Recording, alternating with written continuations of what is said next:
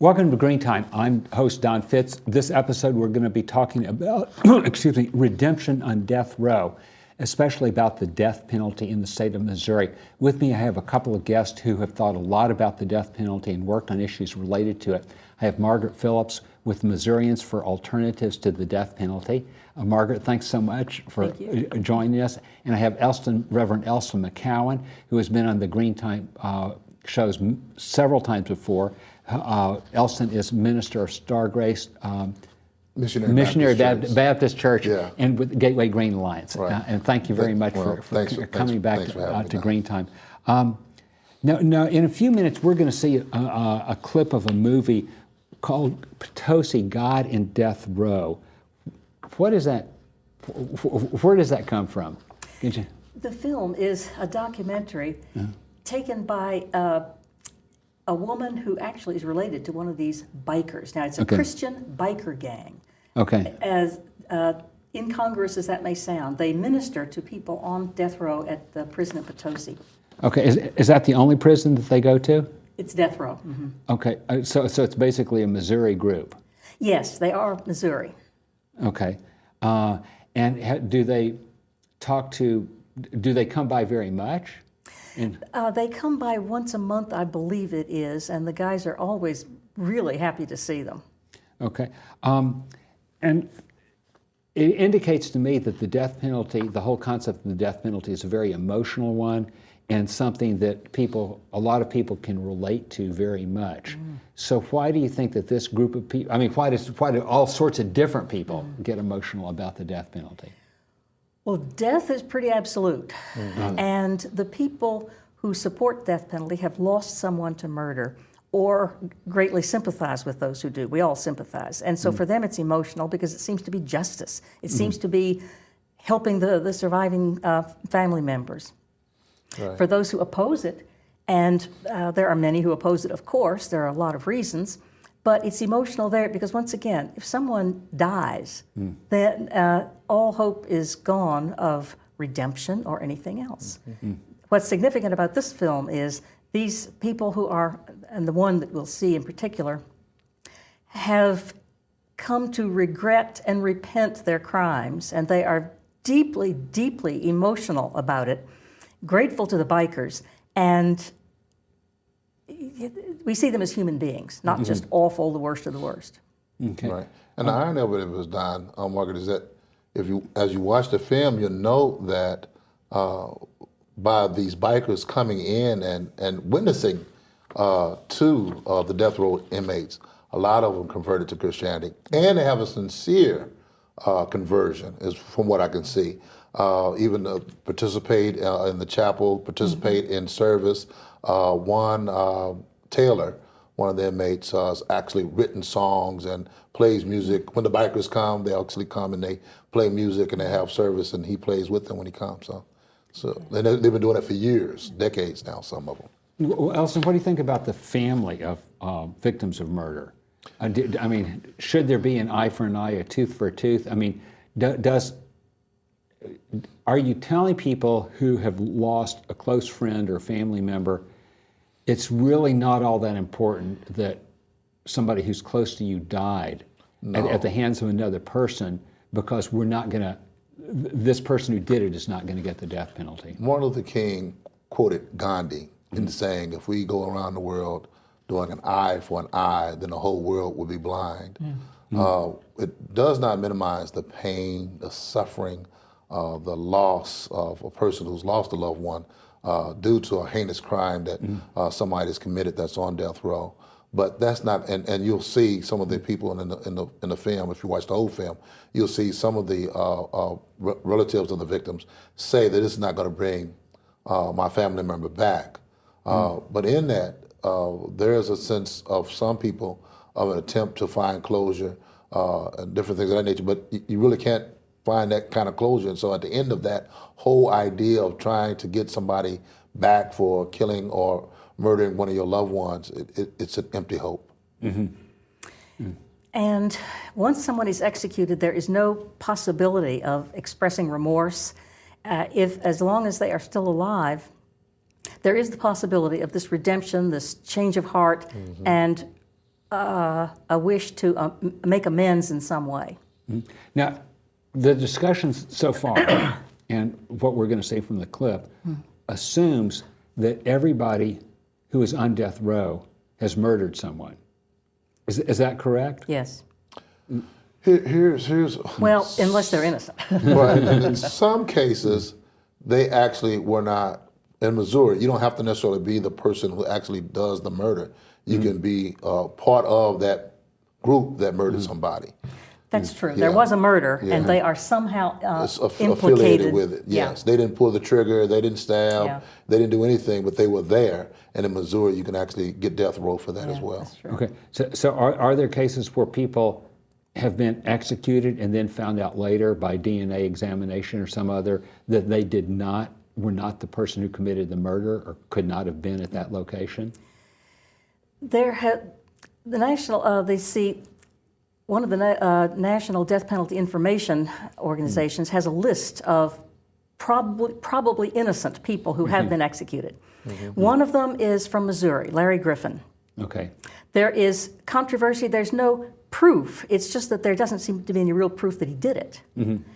There's another man who is not listed. He's not among their list, but he was in prison already on something lesser. There was a scuffle. A guard was killed, and another guard said he couldn't have done it because he was over on the other side of the field beating up on me. But he was executed. Yeah. Wow. Okay, let's take a few minutes to look at a clip from Potosi Guide in Death Row about an inmate who is on death row in Missouri. And we'll be back in just a minute. Sons of Thunder is not about motorcycles. The main reason we like it, it opens a lot of doors. And those men, they'll stand out in the yard and listen for that motorcycle coming in. We go in every week, and those men are not only looking for us, we're looking forward to seeing men. Some of the guys hadn't seen a motorcycle in 23 years, and there's a big difference.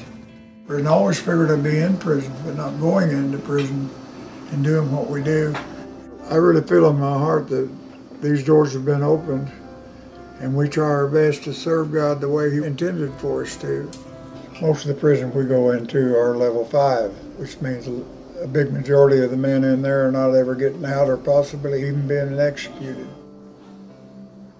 I know that the Son of Thunder is being used to bless these men. And I know because I'm being blessed. It's not just for one person, it's for the person giving the blessing and the person getting the blessing. And you cannot give without getting.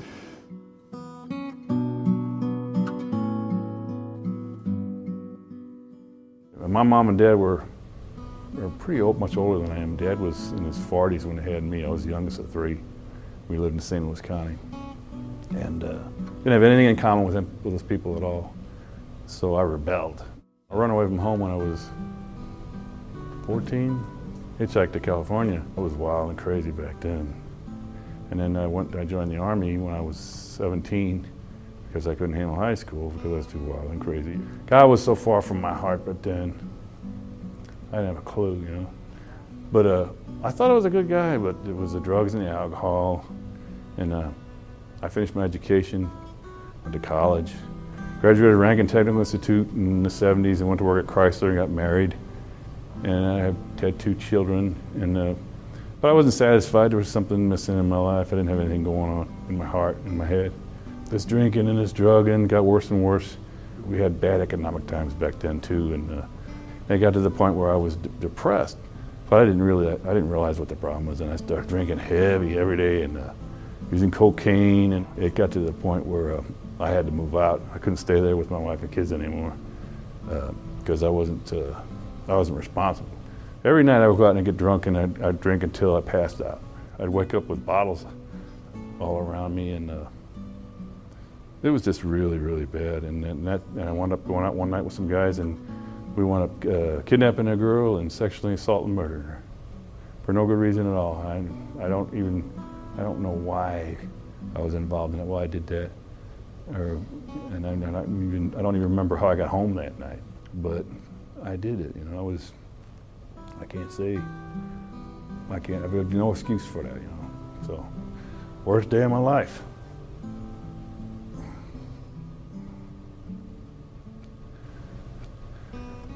So I got convicted and sentenced to death. And I hurt all the people I loved.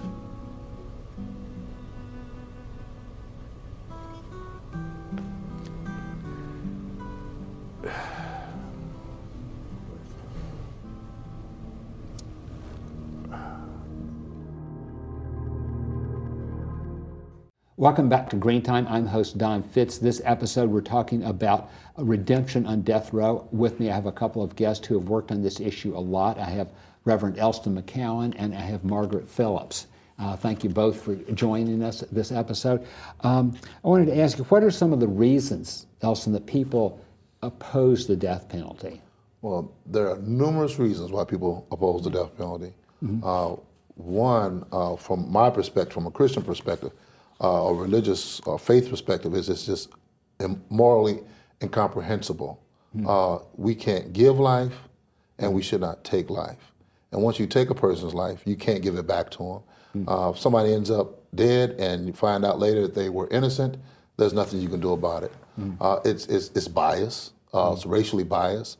There are more people of color on death row, Black, Hispanic, more poor people. So it's biased economically. Isn't that inherent in the whole process? It is inherent in the whole criminal justice system. If you were in an African country where there are big tribal groups and the most powerful tribal group dominates the less powerful, they're both black, but the less powerful is going to get it worse. Absolutely, absolutely. And so it's morally incomprehensible. It's just wrong to do. And it's arbitrary. It depends upon what county and what city and what state you live in will determine whether or not the likelihood of you going on death row is. And that's just not fair. It's not right for all Americans. You shouldn't have to live in one particular part of the country and then be concerned about whether or not somebody wrongly convicts you of a crime and then you end up on death row. Does that do a good job of deterring people? No, absolutely not. There's no proof that it doesn't deter, but there's no proof that it does deter. It's one of those things where all you can say is there's no evidence that it does. Is there a lower incidence of homicide in states that have the death penalty? No. So you don't really see, if you look at Texas, people don't kill each other very much because there's a high degree of executions in Texas. Missouri's pretty high, close to the top, isn't it? In executions? Right. Yes. Yes, for years we've ranked about 4th or 5th, depending in numbers of executions. Texas obviously is at the top, but they have a huge population. On the other hand, California, which has about 600 people on death row, they've hardly executed any. So are there other reasons, Margaret, that you can think of that people are concerned about the use of the death penalty? Some of them are very specific. One, a person we know had a sister who was murdered many years ago. He opposes the death penalty, and one of his reasons is the murderer was convicted. He was a serial murderer. And he says once the guy's executed, you can't find out who else he might have killed, and thus allay someone else's grief. If they don't know who did it, it's harder to take than if you know who did it. Okay. Yeah, that's a good point. Now, was there anything else about the Missouri that you wanted to point out, like the number of executions? Well, yes. Over 2 years, in 2014, we executed 10 people. That was a record for us. We tied Texas for the most number of people executed. Now that's pretty unheard of. This past year, we only executed 6, and I say only because it's less than 10. 2015? This is 2015, okay, right 6 after people. 2014, yes. Okay. So we have executed a total of 81 people since 1976. And there are 28 people on death row now. And the reason 1976 is significant, that's when the Supreme Court decision that okayed a set of death penalty laws that were supposed to do away with some of the arbitrariness. Right, but it hasn't. And since then, it hasn't. Yeah, and in fact, in Missouri, we actually been violating your Supreme Court, our Constitution, in executing people with mental illness. And when I talk about mental illness, we're talking about people who are low IQs, retardation. Mental illness is the same thing as retardation, but yeah. low intellectual functioning. That's correct. Probably, Right. That's the word from I'm both looking causes. for. Yeah. Right. Some people remember back to just before Bill Clinton was elected president the first time, that he allowed the execution to go through in Arkansas of a mentally retarded inmate. Yeah. And I guess that proved he was tough and capable of being president, or proved something. One other argument against the death penalty, and this is the one that speaks to me the most, is a sort of a bumper sticker slogan: if the state kills, it shows that killing is okay. Yeah. It's the brutalizing effect. Now, there's no proof of this, but there is so much evidence from so many realms of life that the use of violence somehow encourages more violence. Now, what are people doing about this? You mean to end the death penalty? Right. Well, we have some legislation going. Yes. One is total repeal. We're always trying to repeal it. There are some others that are attempting to include some safeguards. There is one bill to establish a cost comparison with and without the death penalty. Cost is another argument that for many people is very important. It costs more to have someone get a death sentence than for them to be in prison for the rest of their lives. Is that largely because of the appeals and the constant? It's pre-trial and trial. The trial, if the prosecutor is going to ask for death, there are all sorts of extra precautions to take. There's more pre-trial stuff going on. The trial itself is going to be longer because there's a lot to bring in. There's a separate sentencing trial almost, and so by the time and the person may not even get the death penalty. Right. And in Missouri, we don't even know what kind of drugs they're using to execute people, and whether or not it's cruel and unusual punishment, and how bad the person is really suffering. Now, let me ask you this: is the opposition to the death penalty just part of a liberal mindset? That some people are concerned about this, and some people are concerned. You know, is it just a general feeling of concern, or is it something beyond that? Good question. There is a growing conservative movement against the death penalty. Fiscal conservatives are concerned about the cost because it does cost more, and that's significant. Also, for conservatives who dislike big government, this is a really immense area of government intrusion in lives. In other words, if the government is killing someone, that's the ultimate intrusion. Yeah, it's kind of hard to be against government control of your life when the government has the right to kill you. Okay, so why don't we take a break and we will see another clip from Potosi Guide to Death Row, and we will be back in just a minute. Great. We set up altars, and they're just the plastic lawn chairs, and we usually set up 4 or 5 of these, and that's the makeshift altar that we have. And we always tell them, it doesn't matter who's talking. If you feel the need to go down to the altar and pray, we'll come down there with you. A lot of times I'll just go down and I'll put my hand on their back, and if they ask me to pray with them, I will. But there's a certain crime that I always just thought, I don't ever want to know. So this young man went down to the front, to the altar. And when I got down there, I knelt beside him, I put my hand on his back. And when I went to grab his hand, the chair was wet. This young man was broken so much, because I'd seen it, you could just see his shoulders when I went down, and I didn't say anything, because I knew he was in deep prayer. And all of a sudden, he just said, I want you to pray for me. He says, I did this. And he started telling me, and I said, I don't want to hear it. And he just kept on. I literally almost felt myself pull away. But I looked at his hand, and he had his hand, and he was leaned over. And there was literally tears and snot. He was crying so hard, was running over our hands. And there was literally a puddle of tears. I hated what he did, but I sat there and I started to hear the sin, and I felt that revulsion coming up in me. And then all of a sudden, it's just like the Lord gave me the honor of setting me aside, and I was looking at this and I was listening to this man, and all I could feel was love. They put me in a jail. First day I was there, I wasn't used to jail. So The guys waited till I went back to wash my face because this crime, was bad crime. It was an awful thing. I'm just ashamed as hell about it. And they got me while I was washing my face, and they beat me down. There was too many of them to fight back. They held me down on the ground, and they jumped off the top bunk and come down on me and broke my ribs, kicked my head in, cracked my skull, and tore my ears in half, and took me to the hospital, and went through all that. And I came back out, and I'm in a little cell. And then the prosecutor came by and says, "I just want to let you know my name is Buzz Westfall. I'm going to seek the death penalty against you, and there's no bond." So I was in a pretty low place. My head was split back here, and they didn't clean the blood up or anything. They just took me to the hospital, x-rayed me, and sent me back to a cell. So I'm pretty down, and some guy came around, and he says, "Jesus loves you." I thought, what a nut. Great big fat guy. And he kept coming around, and I couldn't get anybody else to talk to me because I was a pariah because of this crime and all that happened to me, and I got beat down, and nobody wanted to have anything to do with me. And I started thinking about Christ because I thought, there isn't anybody else.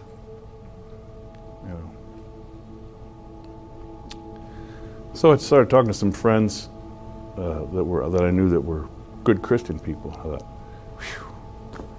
these are the people I should have been with, all along. I wasn't. And I gave up my life to Christ. And it was funny because I was fighting it so hard. I thought, they said, all you got to do is believe. Take him in your heart. I thought, can't be that easy.